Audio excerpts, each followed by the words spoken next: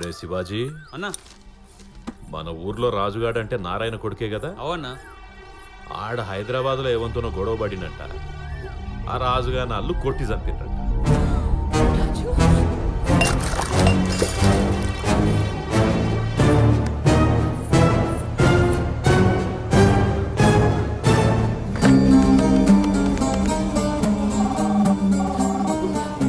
రాజు, నువ్వానే ఉన్నావా? నీకేం కాలేదు కదా?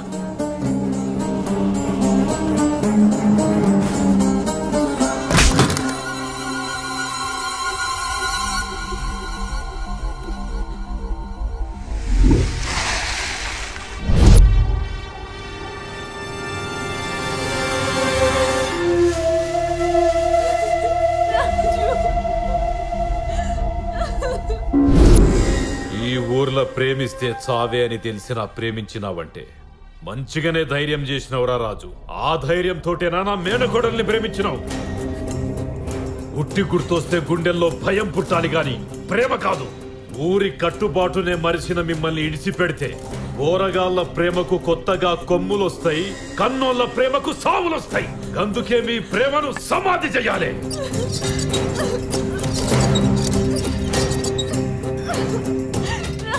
వీళ్ళ ప్రేమను ఒప్పుకునేటోళ్ళు ఆ తాడు పట్టుకొని కాపాడుండ్రి.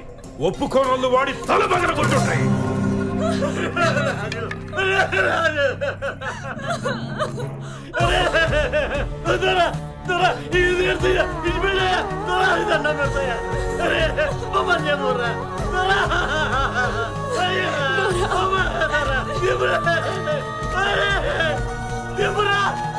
రాజు,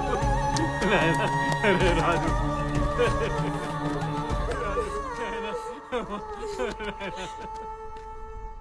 నన్ను క్షమించు బాబా. నేను ఓడిపోయినా, ఒక తండ్రిగా ఓడిపోయినా. పిల్లల్ని కనగానే తల్లిదండ్రులు కాలేంగా బాబా. పిల్లల్ని పెంచడం అంటే పిల్లల్ని గారాబం చేసుడు, స్కూలుకు పోతుంటే లంచ్ బాక్స్ ఇచ్చుడు, బయటికి పోతుంటే టాటా చెప్పుడు కాదు బావా. పెంపకం అంటే మన పక్కన లేకపోయినా వాళ్ళ బాగోగులు చూసుకోవాలి. బిడ్డ కష్టం వచ్చినప్పుడు కన్నీళ్ళు తుడిచి మనం కాపాడుకోవాలి. కానీ నేను ఆ పని చేయలేకపోయినా. నేను ఓడిపోయినా బావా. నేనే కాదు బావా, నువ్వు కూడా ఓడిపోయినావు.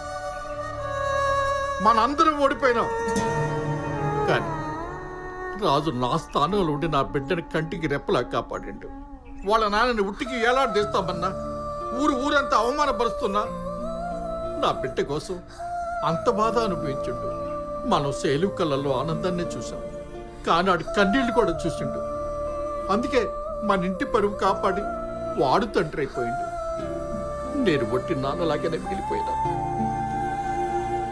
ఒక్క మాట దొరా, చిన్నప్పటి సంది తల్లిదండ్రుల దగ్గర ప్రేమగా పెరిగిన ఆడపిల్ల ఇంకొకరిని ప్రేమించిందంటే కన్నోళ్ళ ప్రేమ తక్కువనే కాదు, ప్రేమించినోడి ప్రేమ మీద నమ్మకం అంతే.